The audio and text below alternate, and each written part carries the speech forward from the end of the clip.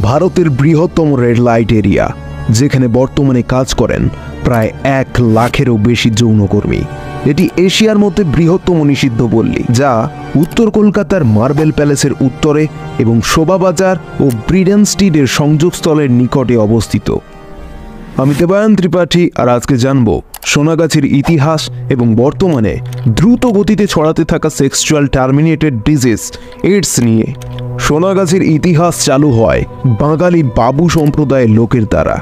ঘরে স্ত্রী থাকা সত্ত্বেও টাকাওয়ালা মানুষরা সোনাগাছিতে ছোট ছোট ঘরে টাকার বিনিময়ে যুবতী নারী রাখতে থাকেন। ধীরে ধীরে অনেক নতুন নতুন বিল্ডিং তৈরি হয়। টাকার বিনিময়ে এই কাজ রমরমিয়ে চলতে থাকে।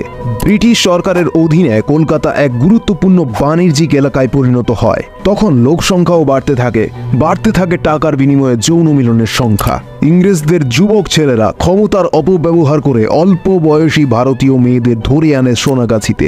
কিন্তু এখন সোনাগাছি খুবই বড় রেড লাইট এরিয়ায় পরিণত হয়েছে।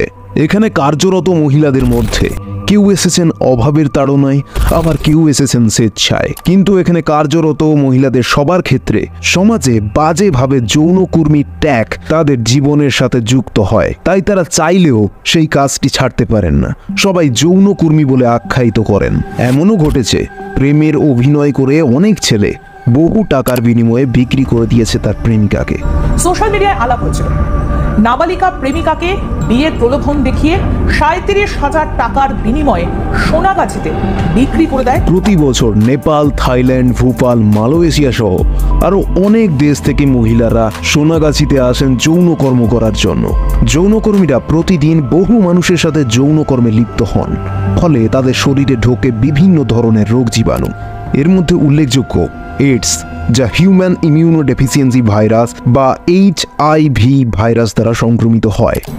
যদি কোনো ব্যক্তির এইডস থাকে আর তিনি যদি কারোর সাথে যৌন মিলন করেন, তবে HIV অন্য ব্যক্তিতে স্থানান্তরিত হয়। আর যদি সেই ব্যক্তি কোনো যৌনকর্মী হন, তবে ভাবতে পারছেন কত লোক এই রোগে আক্রান্ত হয়ে পড়বে। এই রোগ হলে ইমিউনিটি পাওয়ার দুর্বল হয়ে পড়ে, হাড় দুর্বল হয়ে পড়ে, সামান্য হাঁচি সর্দি হলে মানুষটি মারা যেতে পারে। যদি সংক্রমিত ব্যক্তির ব্লেড বা জিলেট আপনি ইউজ করেন, তবে আপনার HIV হতে পারে, কারণ বাই চান্স সংক্রমিত ব্যক্তির ব্লাড সেই ব্লেডে লাগলে ব্লেডে উপস্থিত থাকবে HIV। ফলে সেলুন দোকানে দাড়ি কাটতে গেলে আপনাকে নজর রাখতে হবে সেলুন দোকানদার ব্লেড পাল্টাচ্ছে কিনা। তবে আপনাকে বলে রাখি, HIV যে শুধু ব্লাডে পাওয়া যায় তা কিন্তু নয়।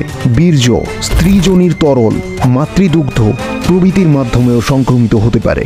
এটি একটি মারাত্মক রোগ।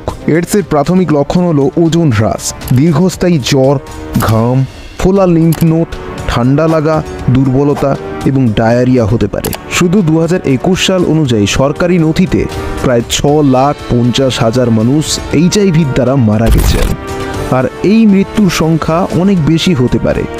যাই হোক, আপনি কমেন্টে জানালে আমি এইডস নিয়ে ডিটেলসে ভিডিও তৈরি করব।